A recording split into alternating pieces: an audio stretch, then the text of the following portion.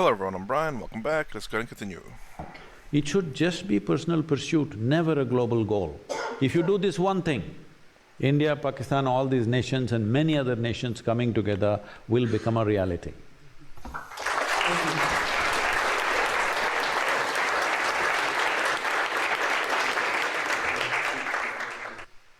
Thank you, Sadhguru, for the wisdom.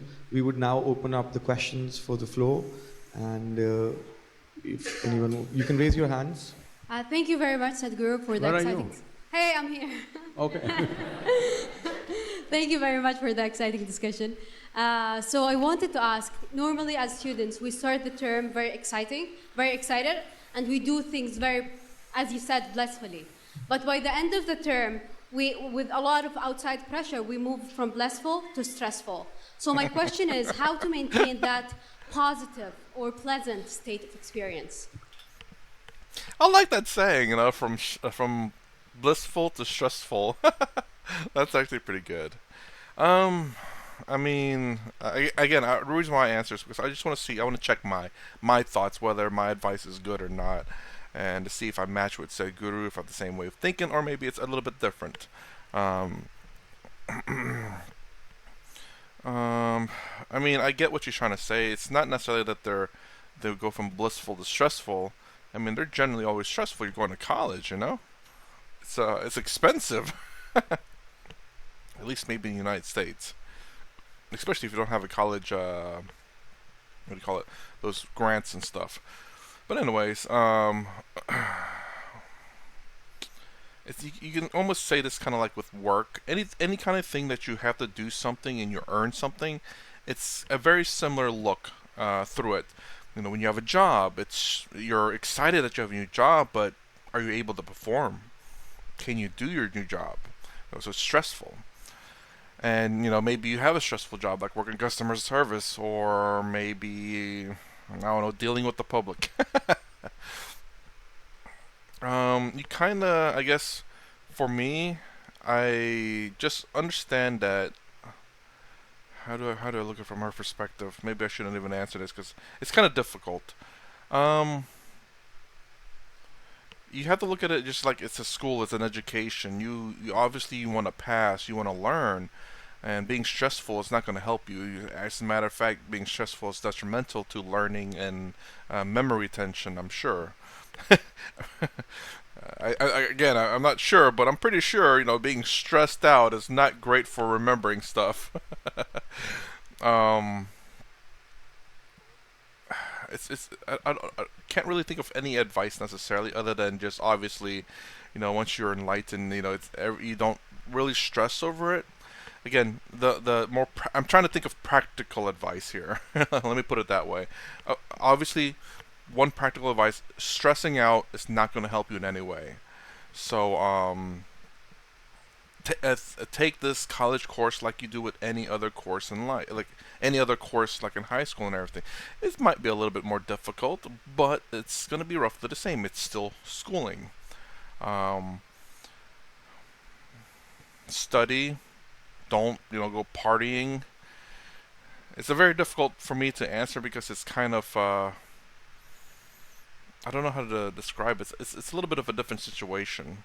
There's obviously practical things to give advice, but like again, stress, not partying, not drinking, not smoking, focusing on the work at hand, um, getting enough rest. All these things are practical things, but it's not exactly the things that they probably necessarily need to hear. But these are things they need to hear because sometimes they don't do it, but they need to do it. Getting a good night's rest will help you remember and be rested so you're not stressed out as much.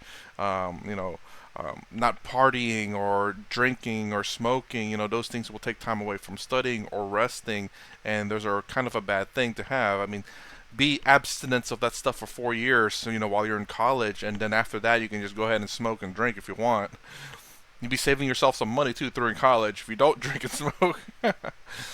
Nothing wrong with going out in a party and just maybe having a few beers or whatever, but again, don't get drunk. So there's a lot of practical things, but I don't think it's necessarily the thing that people kind of want to hear. It seems obvious, but people still don't follow the advice. Well, you need to understand the simple mechanics of how this functions. See, now all of us are sitting. I don't want to pick on all of you. Let's say 3 or 4 of us are sitting here. Each one of us is sitting in our own different ways. The geometry of your body and your chemistry are very related. How you hold your body will determine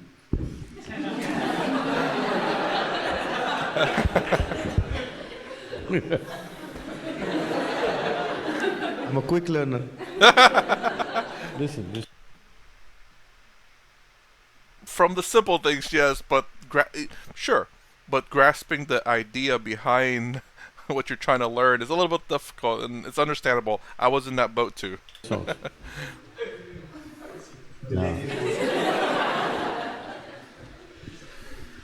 So, the simple thing that we need to learn is we become conscious of how we hold our body, how we breathe, how we walk, how we move, and also how our thought, emotion, other things function within us. It just takes… you have the necessary awareness and intelligence, it's just never been applied. You're busy applying it to the world.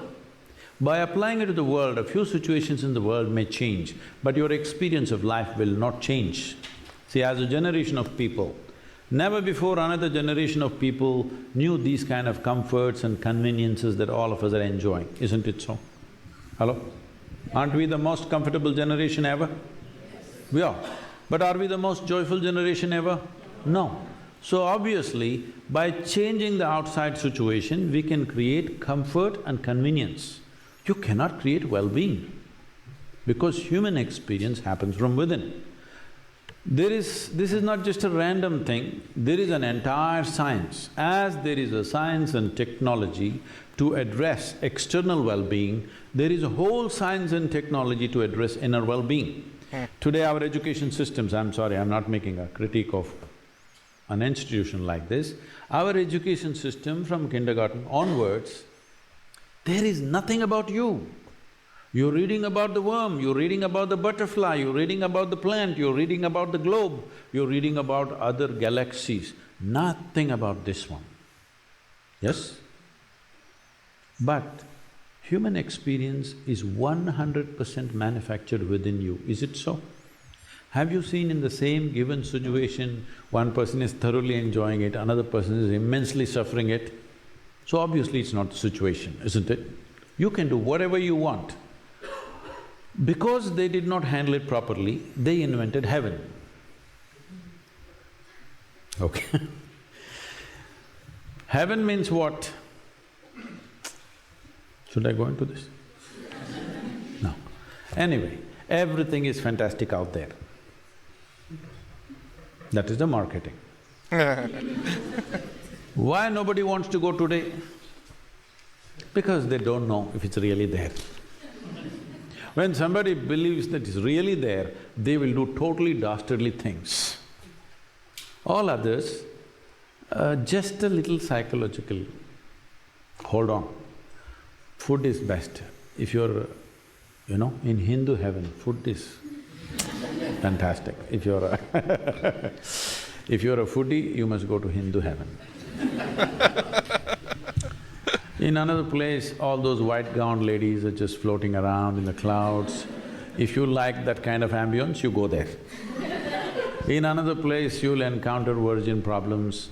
If that's what you're looking forward to, that's where you go there. But you must understand this. You go there only… what is the qualification to go there? You have to die. Hello? Yes. Is it so? In LSE also? If you have to go to heaven, you have to die. When you die, we usually either burn or bury or cut you and put you to birds. Depending on your culture, we do whatever. One thing is, this body is a loan from this planet. When you're done with it, you must put it back. If you've not done anything ecologically sensitive, this is one thing you will do, all right? So you left your body here and went to heaven. When you don't have a body, what do you do with good food and virgins and all this stuff? I'm asking. These are all bodily issues, isn't it? Hello? When you have a body, all these things. So, I want to down the heavens. People should eat good food here. People should float around like angels here. Whatever lustful longings they have when they're young, they must finish it here. They should not become sick dreaming that something is waiting for them up there. What do you think? Should we down the heaven? And above all, do you have any proof? Do you have any proof to prove to me that you're not already in heaven and making a mess out of it? Do you have any proof? You're already in heaven making a terrible mess out of it. If you sort yourself out, you will see this will feel like heaven. Of all the planets we know, in whatever explorations we have done in this universe, this is the best place. Do you agree with me? Yes. You're already in heaven. Why are you such a mess? You need to sort this out. The only reason why you are such a mess is you're not fixed like other creatures. For all the other creatures, nature put two lines between which they live and die. But for human beings, there's only bottom line, there's no top line, that's what they're suffering. If you're suffering your limitations, I can understand. You're suffering your freedom, that is what is the disaster right now. If you were fixed like every creature, you wouldn't be stressed, isn't it? All other creatures are like this, stomach full, life settled. But you are made like this, stomach empty, only one problem, stomach full, 100 problems. This is simply because you are not able to handle your own faculties. We gave you a supercomputer, but you did not read the user's manual. That's all your problem is. Thank you. So, my understanding with that one's the sheer fact that obviously it goes back to what was said last time about how you are in control of your body, you are in control of your emotions. And obviously that is something that, once you have that, you don't really stress out over anything, but there are methods out there too to help you kind of get to that point while you're trying to be enlightened.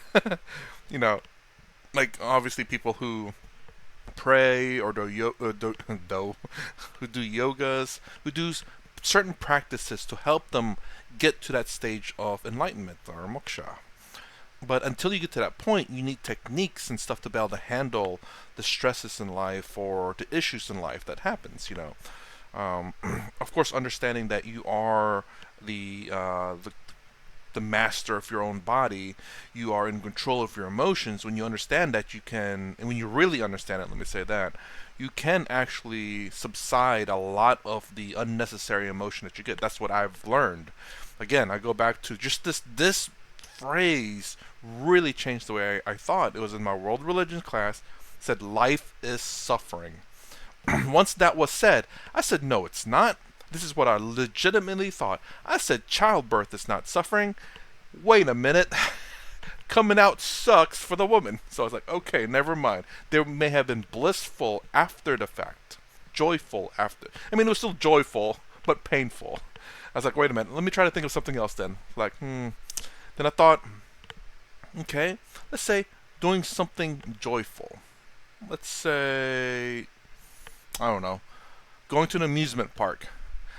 People suffered to make that amusement park joyful for you. There's a cost to everything, and that's another thing I thought of too. So anytime you have fun, generally speaking, there's a cost to it. You riding the Ferris wheel, someone had to build that. It wasn't necessarily fun building it. Someone had to set that up and tear it down, when they move. Anyways. So when I thought life was suffering, I decided then and there that I was not going to suffer with life. If life is suffering, I am not going to suffer. That doesn't mean I never suffered. It just means that I understand that when life is suffering, anything that makes you suffer is part of that life, and I choose not to accept that. It's kind of weird to kind of say it that way. I'm trying to think of a way to say it that hopefully it's easy to understand. For example, you order something, you order food. This is just one of many examples, and hopefully some people will understand this and some might not. You order food, but you didn't get what you wanted, and you didn't check, and you just drove home, and then you look at your food. It's like, this is not what I ordered. Some people will be mad, or furious, or whatever. What I do is like, well, it's still food. I ate it. It's still fantastic. But I'll write to the company. It's like, hey, look, I ordered the food. I didn't get exactly what I wanted, but it was still great. And sometimes, companies over here want to keep you satisfied, so they send you they send you a gift card or a free meal or whatever, just to say an apology, which is great. So not only did I, well, I may not have gotten the meal that I wanted, but it was still freaking free food, or not free food, but food that's delicious, but also get free food again. But either way, companies tend to want to correct it. And if I really wanted to, I could have went back there and changed it, but I didn't really care too much. If food is food, and it seems justifiable, it's like, okay, this costs about the same amount anyway. And you know what? I look at it as like, I'll try this new thing I never tried before. Expand my horizons in food. But yeah, different ways of looking at things. You can either get, like I believe Sadhguru has said this before, you can either get really mad over stupid stuff, or you can just be joyful about it, or well, not joyful, but just not get mad at it, I guess. That at the very least, not get mad at it. Namaskaram, Sadhguru. I would request you to please guide us more on the issue of whole interpretation of religion, as you said, that it has to be a personal matter. Religion as a concept, you've mentioned before, it was a new concept for India and its surrounding places earlier. But people drew lines on those religious and social cultural aspects as well, and which eventually led to conflicts. So how do you see inner engineering, yoga, as the way of resolving that conflicts and turning towards the inner self and breaking the barriers of religion? I mean, he said it very simply about the global thing. If everyone just made religion something personal to them and not something that's being forced outside, the world would be a much better place. Inner engineering itself is just about nothing really to do with religion per se, but it can potentially help with religion. Again, it's Advaita Vedanta, at least from like what Lakhani said. And I do believe Swami Sarvapriyananda and Swami Tadamananda may have said too. I know Swami has said it. I know Lakhani has said it. But being an Advaita doesn't remove you from being a Christian or Muslim or Buddhist or whatever religion you so happen to be. But it actually supports it, helps you. Bhakti yoga is very much religion in a sense, devotion to God, love to God. So, but the problem is the fact that from him you don't have to break the barrels of religion. You just have to break the pushing off religion. You make religion personal to yourself, like Sadhguru again just said. Well, you want a prediction or you want a plan? Those who are incapable of making a plan and executing that plan always look forward to predictions. What prediction means is, you just hope it will happen. You are not willing to lend your life to make it happen. That's why I'm telling you, all of you young people should strive towards it. Of course, people will deride you, somebody wants to kill you. I have never abused anybody, but people want to kill me, death threats keep coming. What for? Simply because you ask questions for which they have no answers. I have never abused them, I have not abused their gods, I have not abused anything. I'm just asking questions. You went to heaven, all right, but without a body, so how are you going to eat food, good food, and how are you going to do anything with these virgins? What are you going to do when I ask them? Why are they feeling so insulted? So this is one way, for a long time it's been like this for a couple of thousand years. One way to handle questions is kill the questioner.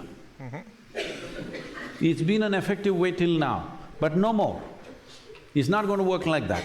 Because today, not just one person is going to ask questions, 1 billion people will ask questions. Yes? Once you raise a question, the whole world knows this is a question and everybody will ask the question. There was a time where only one person raised the question in a village or a town and you killed him and the question was over. Those days are over. So this is why you don't have to abuse anybody, but you must ask relevant questions. I wouldn't say it's over. It's over in the most part, and even in developed countries, say like the United States, there are still crazy people out there. As a matter of fact, I just watched this one video on YouTube where this guy, because he got killed in a video game, spent 6 months of his life tracking this person that killed him in the video game, went over to his house and stabbed him. I don't think he was successful in killing the person, but he stabbed the person. That's how, and this goes again to what me and my friend talked about. It's like, yeah, we wish religion didn't exist, but that's not gonna solve the problem. Because if you take away religion, there'll be another thing we'll be complaining about. Look at the United States. There's this new issue that arose now. So, I don't believe in getting rid of religion is necessarily going to solve anything. It's just we'll find something else to complain about because that's just the way we are. We can't seem to be content or happy with the things that we've got, so we just have to make our lives harder. Because we believe so hard on an idea that we're not willing to budge or question it, that we will oppose and harm other people who question our ideas, instead of trying to talk things out. Isn't it? Hello? Daring relevant questions. Whatever matters in our lives, should we not ask questions at least, even if you don't have answers? You don't have to abuse anybody, you don't have to deride anybody, but you must ask questions, because if you ask 3 intelligent questions, 90% of the scriptures on the planet and all the 3 heavens will collapse right now. With your blessing, I've started my journey. One question I'd like to share, that we meet people we meant to meet, or is it a destiny, luck or fate?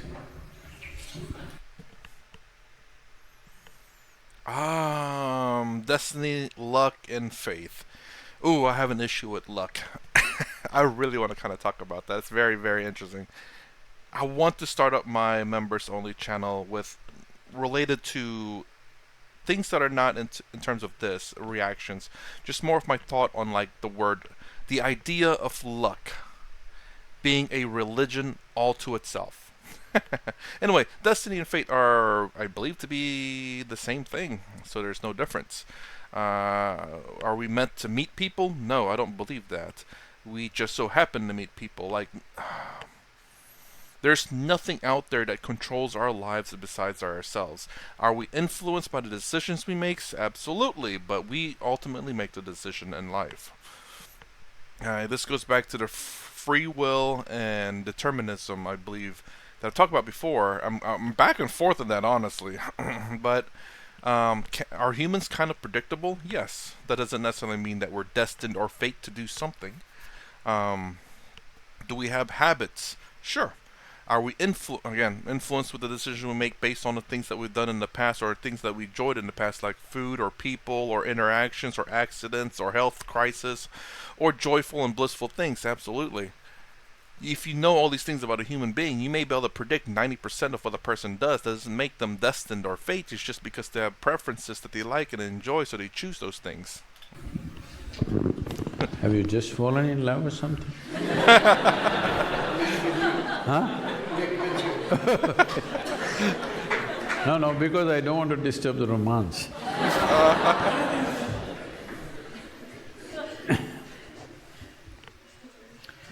See, look at it this way. Since you woke up today morning, till this moment, let's leave the sleeping time. Since you came awake fully, from that moment to this moment, your body has been doing its things, isn't it so? Physical activity is happening, both outwardly and inwardly, happening or no? That's why we're alive, it's happening. Mental activity has been happening.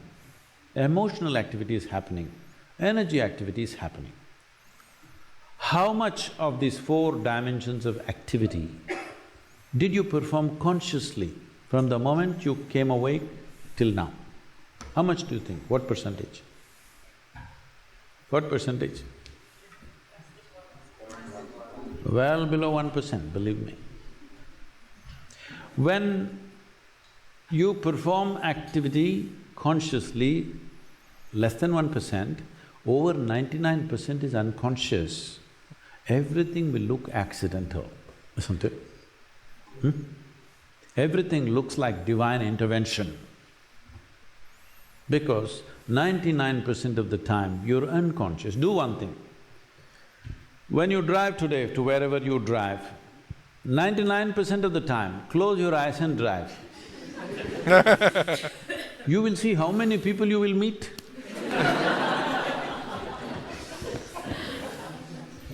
But if you drive with your eyes open, fully conscious, you're not going to meet anybody like this with By the bang. accident. Yeah, you won't meet anyone by accident. Now you can intentionally meet someone if you choose to. But then again, someone else could accidentally meet you though, so be careful of that. That's, it's not about whether you are a bad driver. That's not the only case. It's whether other people on the road next to you are bad drivers too. Things will happen in a completely different way. How conscious we are will determine how much of your destiny you determine. How unconscious you are determines how much of your destiny is accidental. Everything that's accidental, we want to attribute it to some other force elsewhere.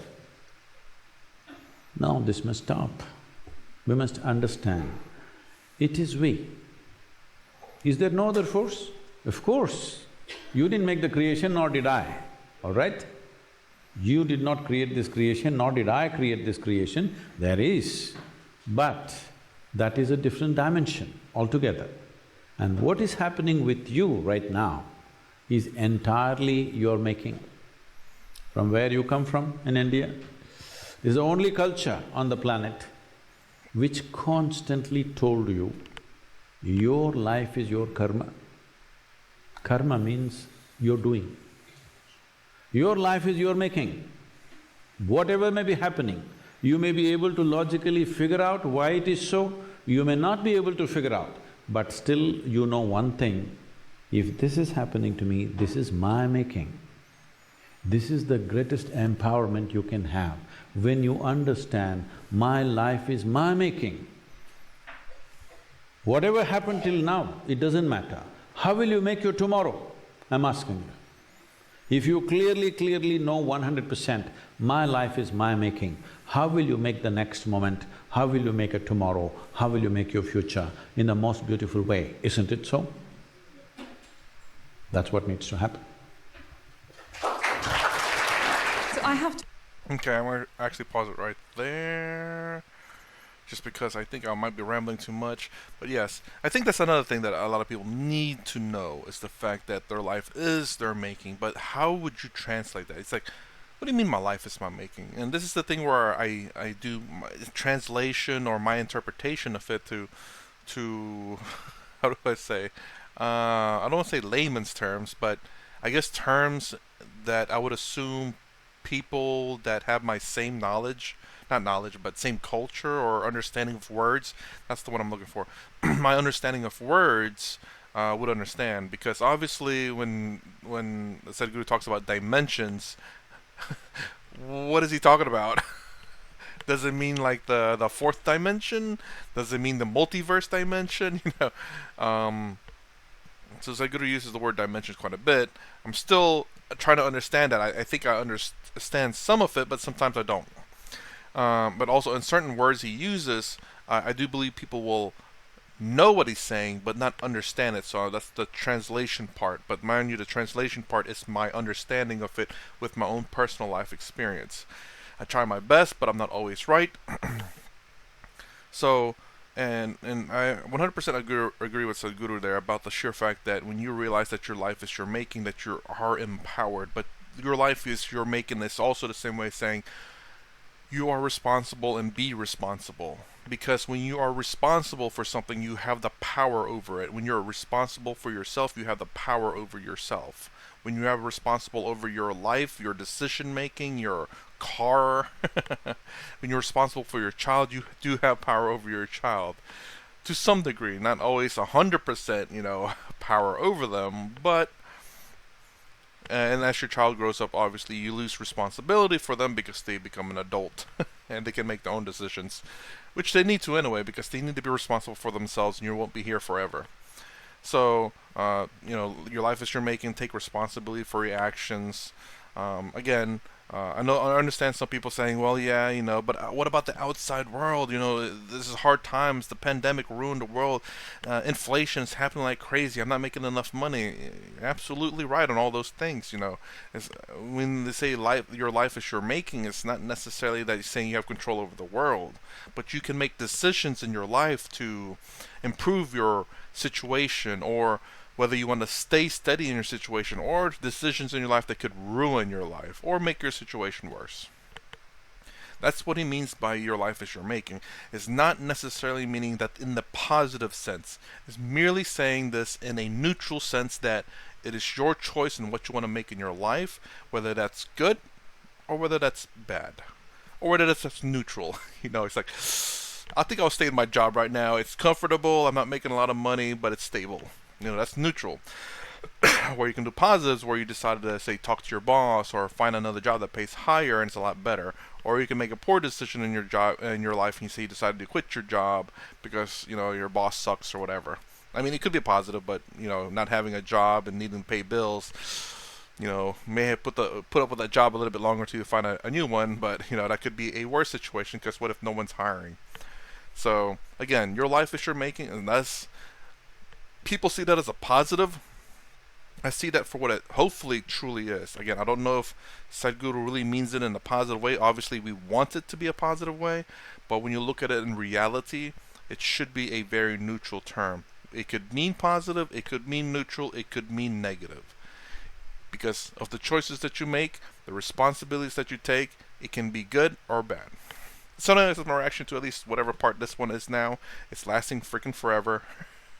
But the next video is the last one. If you like my content, please consider subscribing, thumbs up the sound down below. Thanks for watching. I'll see you in the next vid.